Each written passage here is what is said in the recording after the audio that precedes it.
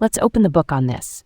Today in Phoenix, the political and legal battles are heating up, with big stakes for how elections are run, how our hospitals hold on, and what safety nets stay in place. Lots to cover, so let's move fast and keep it clear.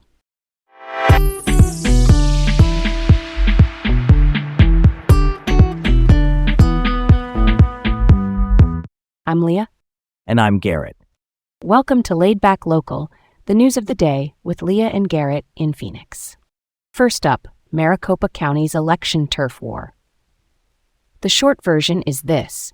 Maricopa County Recorder Justin Heap, who is the county official in charge of voter registration and early ballots, sued over who controls specific election functions. The County Board of Supervisors, which manages county operations and formally certifies results, had taken over parts of those duties with a deal made before Heap took office. After a nearly 9-month court fight, Judge Scott Blaney ordered those election functions returned to the recorder's office. Timeline check.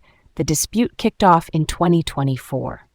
Judge Blaney presided over the civil case earlier this year. Now the board may appeal, which means this could drag on into the next election cycle. And remember, canvassing means the official county process to review and certify results. The recorder argued the board had usurped his authority, while the board pointed to its statutory powers to oversee county functions and certify results. There have been claims of disenfranchisement, like saying voters were harmed because the board declined to buy a ballot sorter and scanner. That's basically a machine that speeds handling and counting of ballots. But here's a twist.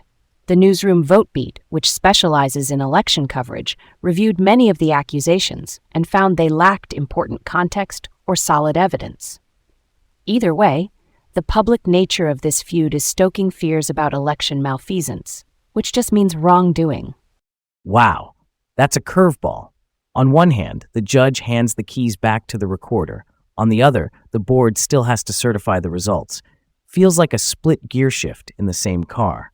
I mean, if voters keep hearing about fights and accusations without strong proof, that amps up distrust. Why air this so publicly when it's already such a sensitive system? Real talk. Transparency is good, but airing every internal battle can backfire when people are already nervous. Judges rule on the law, not the noise.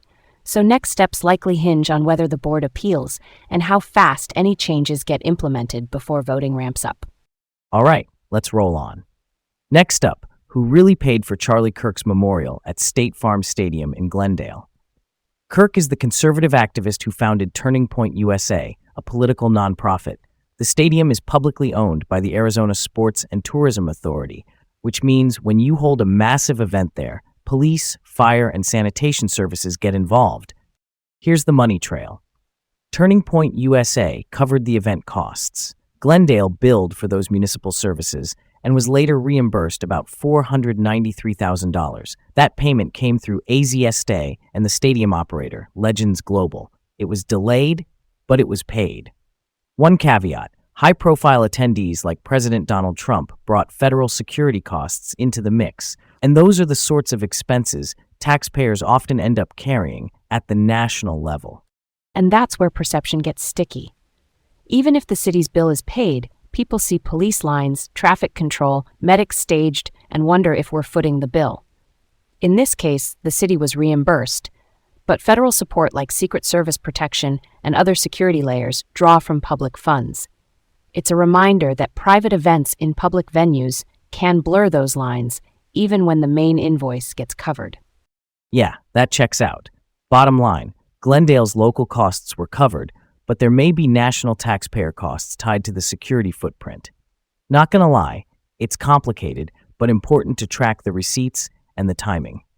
Okay, let's move on. Arizona Attorney General Chris Mays is suing to stop a new ICE detention center from opening in Surprise.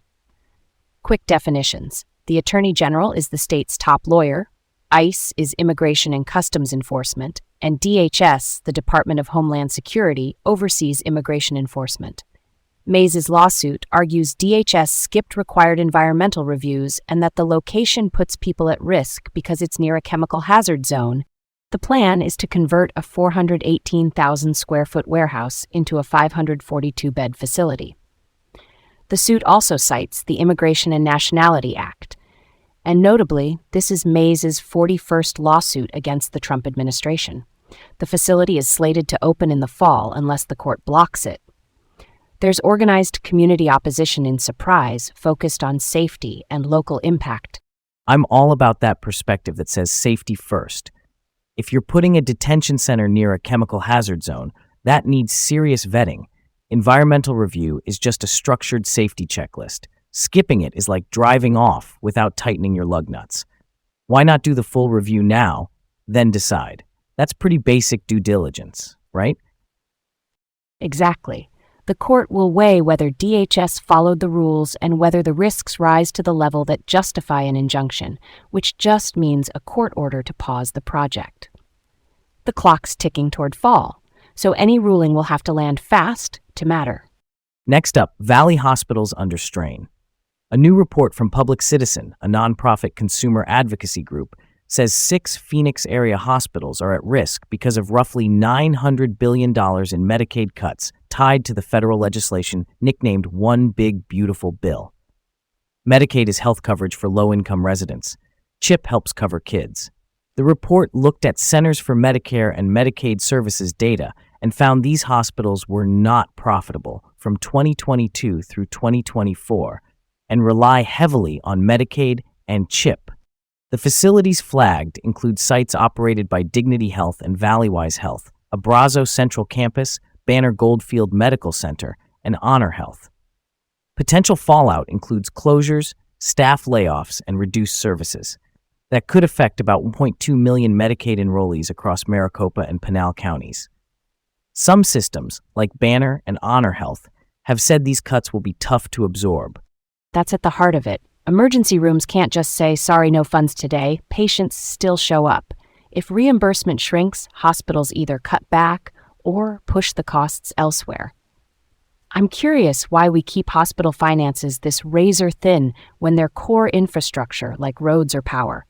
It feels like we're setting up a stress fracture in the system.